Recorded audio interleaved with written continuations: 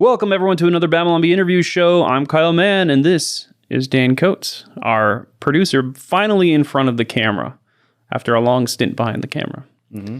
And today we're talking to Tho Bishop, who is completely based. Is a based Mises Institute guy. Mm-hmm. So we've had a couple of Mises people on, and they're like smart economic nerds, but most of them don't have mullets.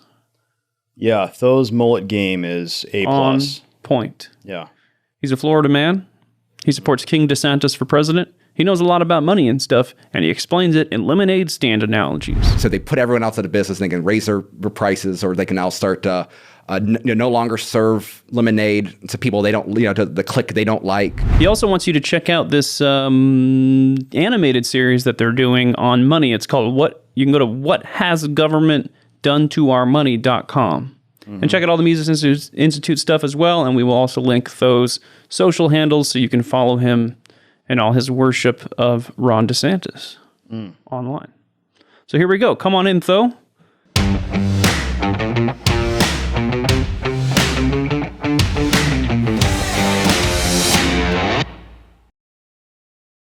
Tho Bishop, thanks for coming in, man. Thank you for having me. This is a great honor. Yeah, No, this is a great honor for us because you're the first mullet in the Babylon Bee studios. Well, proud Florida man from the redneck Riviera. I think you got to be the meme, so that's what I'm trying. So you're just I've got my wife's into approval too, which is very important on this endeavor. So. I think that you just lean into it. Yes. You're not ashamed at all.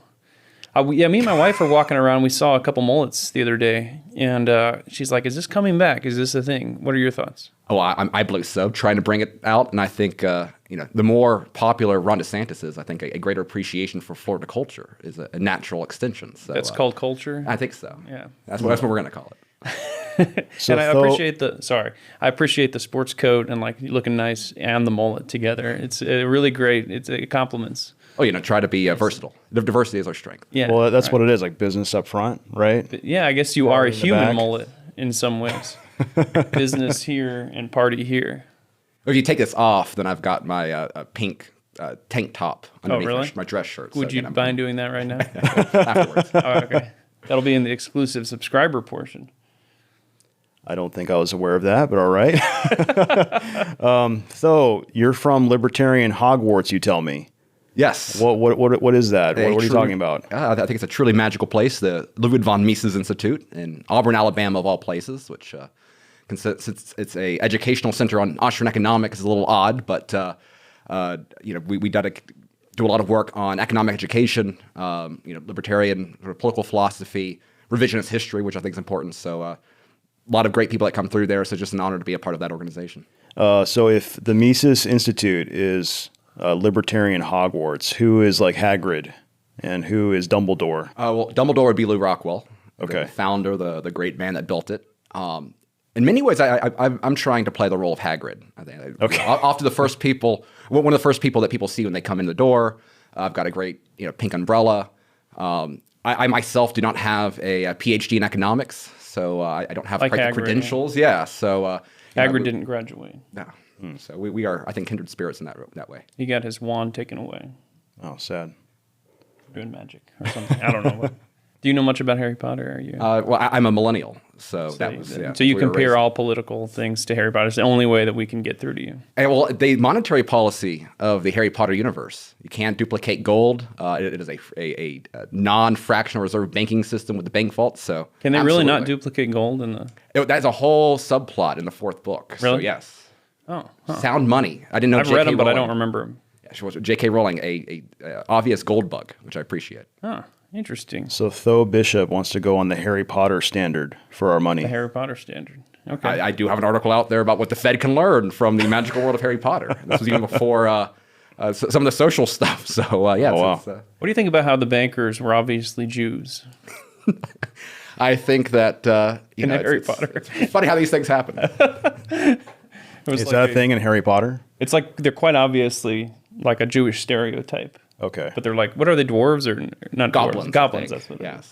Oh, that's flattering. Yeah. And they're like greedy over the money and stuff. And you're like, it's like an old chick tract or something, right, in the Harry Potter. Well, there's this whole controversy, too, about like the bank. Like, I guess there's like a six-pointed star in the bank scene. But like that was actually on the bank. that they filmed it at, so it wasn't there for it the wasn't movie. a prop. And so It was again, just- it's yeah. curious. So Tho, we invited you out here. You flew all the way from Florida, and you kind of had this idea. I want to talk about libertarianism and Christianity and how those two intersect. And where are you coming from on that? Yeah, well, some from my own personal experiences, particularly the last few years. I think recognizing the cultural state of not just America, but the West. And this is a topic that I think has always kind of distinguished kind of the Mises Institute brand of libertarianism away from a lot of other, kind of DC-based organizations, is that we've never been hostile to religion. Ludwig von Mises and Murray Rothbard, who are very prominent scholars in our tradition, were both agnostic, Jews. But we have had a lot of Catholic influence. We've had a lot of Presbyterians come through. And I think ultimately, sound economics, one of the issues that's creating a lot of the problems we have is that economics and liberty are often defended on kind of purely materialistic sort of grounds. And I think that's not enough. It is important, but not sufficient. And I think ultimately it's a larger sort of cultural appreciation for the role that Christianity had in having respect for your fellow man. That played a very major role in what made the West great in the first place and has been a source of strength for America. And I think the more secularized we're seeing Europe in America is not a coincidence that's overlapping with a lot of the problems that we have right now. So they're trying to end the stereotype of the atheist libertarian. Every libertarian has to wear a fedora. Yeah, that's the battle. Yeah. Because the problem is that you have a lot of people that think they're too reasonable, too rational for this superstition of God. But the problem is you never remove God; you simply worship something else. So you have the objectivists that worship Ayn Rand, right? You have some certain people that worship the market, or they worship libertarian ideology itself. And I think that if you remove God from society, there's still that desire to be part of something larger, and ideology often fills that void, and that can go into some weird libertarian circles, that can go into leftist circles, that can go into a variety of different ways. But I think this is something that's often been a problem within libertarianism broadly. So it seems like, though, from where you're coming from, you're seeing libertarianism and Christianity fitting together. Like they should coincide, because one without the other is not going to go for. Well, I mean, Christianity could go on its own, but you're saying libertarianism without a foundation in something other than like rational logic, like just logic alone, isn't gonna make your system go. So how do you what would you say to people that see libertarianism and Christianity as being at odds? I understand that, given, again, some of the brands out there. I think that the problem comes into almost kind of fetishizing individuality as an end in itself. And I think that is one of the lessons that I've personally learned during 2020, was recognizing that my personal liberty is not a matter of my own individual rights, but precisely the fact that it was valued by my community and in my state, right? That there's a collective aspect that ultimately comes down to any sort of liberty in practice. And ultimately, I think when you see, libertarians defending the sexualization of children, for example, with Drag Queen Story Hour and things like that, or the celebration of... It's a blessing of liberty, right. That's what I was told. And that comes across if you have no underlying value structure besides what the state can and cannot do. And ultimately, I think this creates this very weird dynamic where libertarians, by making their political viewpoint or their larger philosophical viewpoint purely about the behavior of the state, miss out on the fact that most of our community is not necessarily dictated by the government. It's built by our civic institutions. It's by the morals of our community. And if we are not recognizing that we need something larger than simply telling what the state it can't do, that what is being taught to our students is going to have a direct impact on our community. And guess what? What's coming out of our universities is not particularly libertarian in any friendly way. Ultimately, it is a self-governing individual responsibility that leads itself to a free and self-govern, allows you to diminish the role of the state in your community. And so the question is, what creates, what fosters self-governance? And again, I think ultimately I think there is a major dynamic there. We're recognizing that there's something higher than you, that there are hierarchies, that we are born into families, that we are born into nations, that we are born into this natural hierarchy, and that there's a value system that history has shown to cultivate human thriving and human dignity. I think it's very arrogant to dismiss that because, you read an Ayn Rand book that made you feel very self-empowered. Yeah.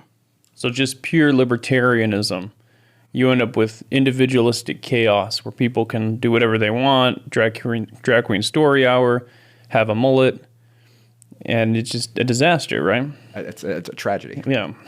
And what's interesting is this actually played out a little bit in libertarian history because Ron Paul, who is one of the most wholesome, I think, Americans of his generation, he ran for the LP nomination 1988.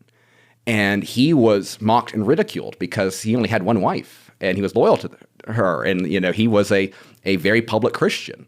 And that went against the way that a lot of libertarians of that day thought a libertarian should act. And so that is what led people like Lew Rockwell and Murray Rothbard and Ron Paul to leave the libertarian movement and instead try to do outreach to kind of the anti-war conservatives of the 90s, the Pat Buchanan crowd and that sort of stuff. And what's interesting is that with the political dynamics now, there's a lot of overlap there.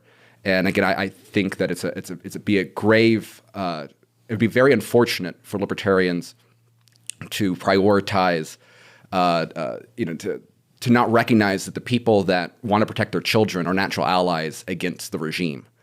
And again, it's something that I think is seeing those battles that happened in the 90s, I think they're relevant now in very important ways. Yeah, it seems like the tagline I heard for years from the Libertarian Party type people, and I actually hung out with some local Libertarian Party people in California here. It seemed like their tagline was always, we're fiscally conservative and socially liberal. And I remember at the time, I'm reading free market stuff. I'm like, hey, I think I'm a libertarian. I like this libertarianism idea. And at the time, I remember being really repulsed by their lifestyle of its drugs, its sex, its I'm not saying that's all mullets, but that seemed to be like the tagline. I'm fiscally conservative. I believe in low taxes. I believe in living within our means. And you're like, okay, that sounds good. And then they would always say, I'm socially liberal, and basically they were like low tax leftists. And that even up until recent times, I think, like with the kind of party the Libertarian Party has been, and the kind of candidates that they would put forward for president, it kind of seemed like that's what they were going for. When you see this play out, I mean, like the Cato Institute, has spent more time worrying about whether government AI is going to misgender trans individuals, than standing up against this entire public health regime that were locking people in people's houses. I can't think of a more basic litmus test on individual liberty than that. Your pronouns are he, him, right? Yeah, Wait, sorry, we forgot to ask at the beginning. And like that dynamic is because the problem is there's a lot of libertarians that ultimately agree they are progressive in their way they view humanity. They think that the future is going to always get better. That it's if it feels good, do it. That we should be celebrating alternative lifestyles, and that there is no, that ethics is something, relative. As long as you're not hurting other people, anything goes. And, I think that dynamic doesn't work. And, it is ultimately, I think these are the battles that if we really care, trying to act like in 2022, that, on one side you have, again, a party that is dedicated to the sexualization of children, and on the other side you have Ron DeSantis, who is messing with Disney's tax status, trying to act like these two things are equal. I think doesn't lend itself to protecting one's individual rights in the real world.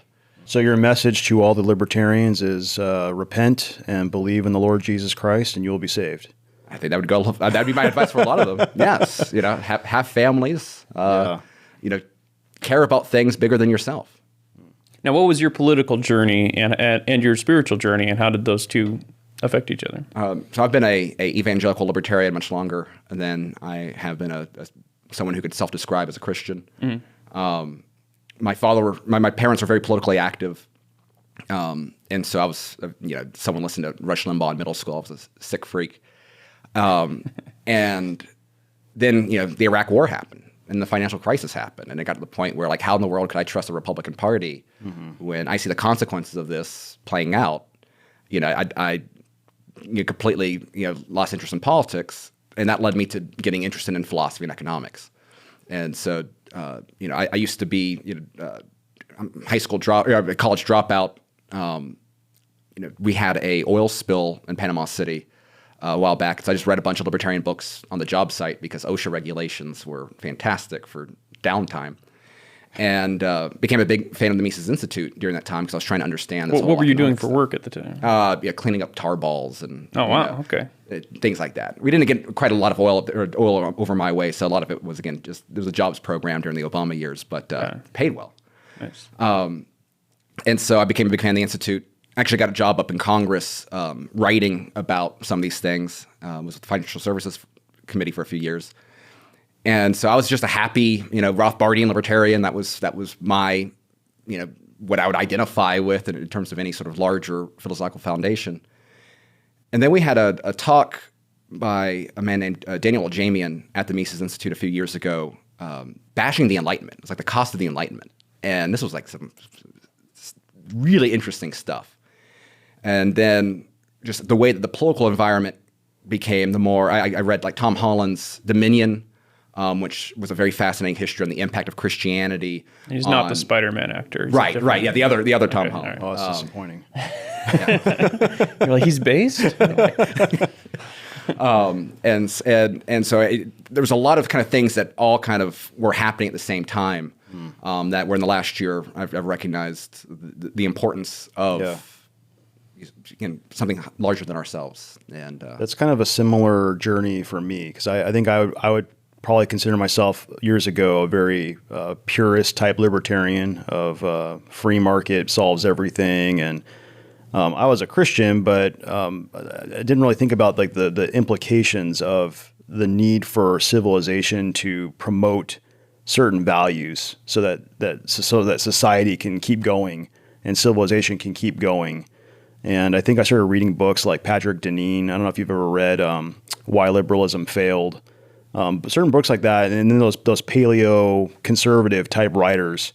I think you mentioned Pat Buchanan, and I started reading Russell Kirk, and so I kind of had that similar journey where I started thinking, just having a pure logical answer to things of the market will solve this because of A, B, and C.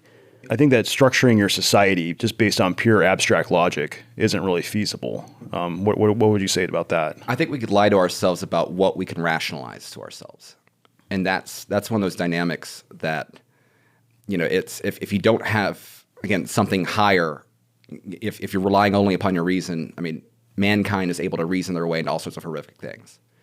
And so I think you need a value system that goes above that. And the question is, what should be the foundation of a value system like that? And I think ultimately, God and the Bible, that's a very strong foundation right there. And this is you can look at this empirically. You can look at this, I think, just from an understanding of what the underlying message, particularly that of forgiveness and salvation, which goes so much against the caricatures that growing up in modern liberal America, right? The caricature of the hateful Christian, I think, is so powerful within culture. And once you recognize, that the whole reason that a major leading aspect of Christianity's spread was the idea that even someone born a slave or a prostitute can be saved by God.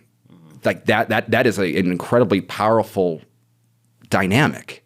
And again, the more that you see, I think, secularized modern society, the problems that we have, I think you're seeing a generation of people looking for something else. And you saw this, and this is also, I think, something within some of the critiques about liberalism, sort of from that classical standpoint. And, the Anglosphere was very much grounded within Christianity. I mean, John Locke and Cato's letters and things like that. These were not French atheists rebelling against the old regime in quite the same way. And I think that if we're looking at what made the Anglosphere so successful, what made America so successful, while it's perhaps a little bit overly materialistic to focus only on the sort of historical record of performance there, I think that that's something that, again, even if I think libertarians, even if they are not believers, have to have some humility to look at that and to reevaluate for themselves maybe some of their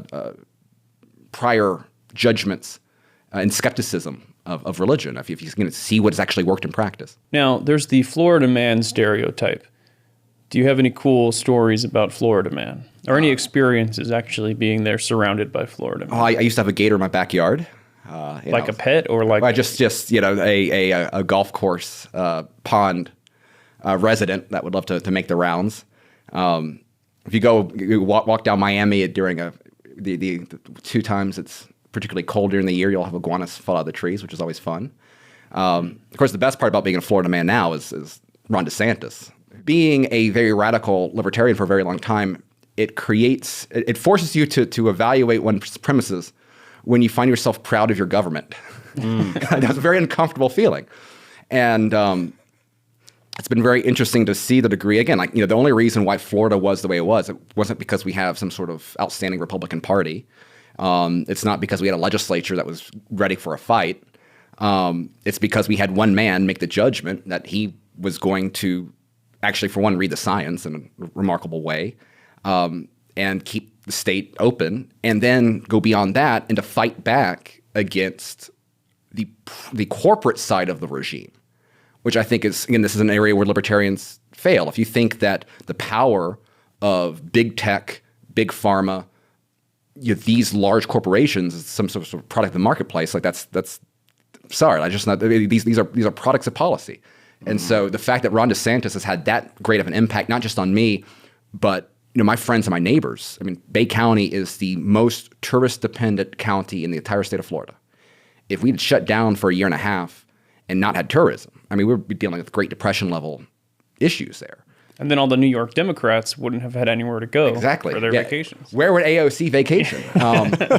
And so, it gets to the point where recognizing someone who has, I think, the judgment to fight my enemies and has the power and willingness to do so.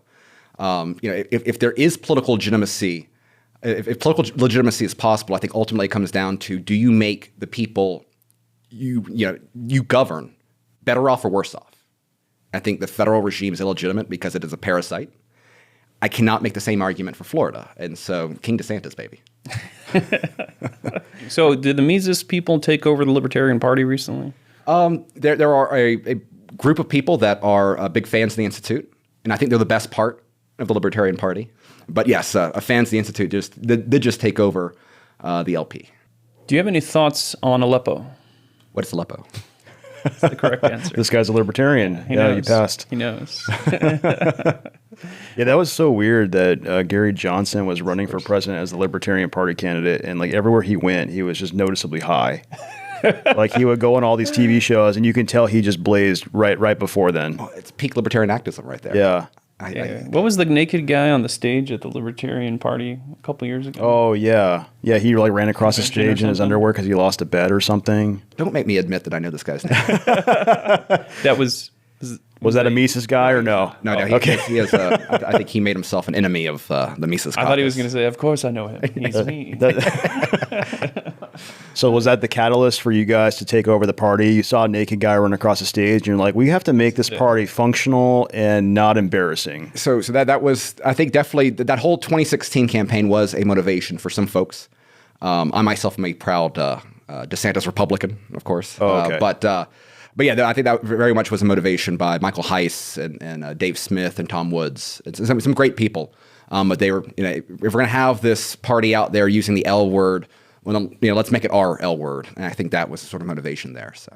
And didn't they take out the they took over, but last month, right? And didn't they start taking out some things in the party platform that were what I would say socially liberal? Then they start going to town and hacking things away. Yeah, that's what given them a lot of bad press from both the Southern Poverty Law Center and Reason Magazine, which there's often some overlap there.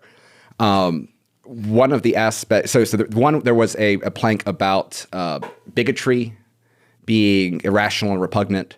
They removed that with the argument that bigotry is a word that is being thrown around willy-nilly these days, and they replaced it with something that, the Libertarian Party defends the rights of all Americans, regardless of, creed or whatever. The other side was removing language about abortion.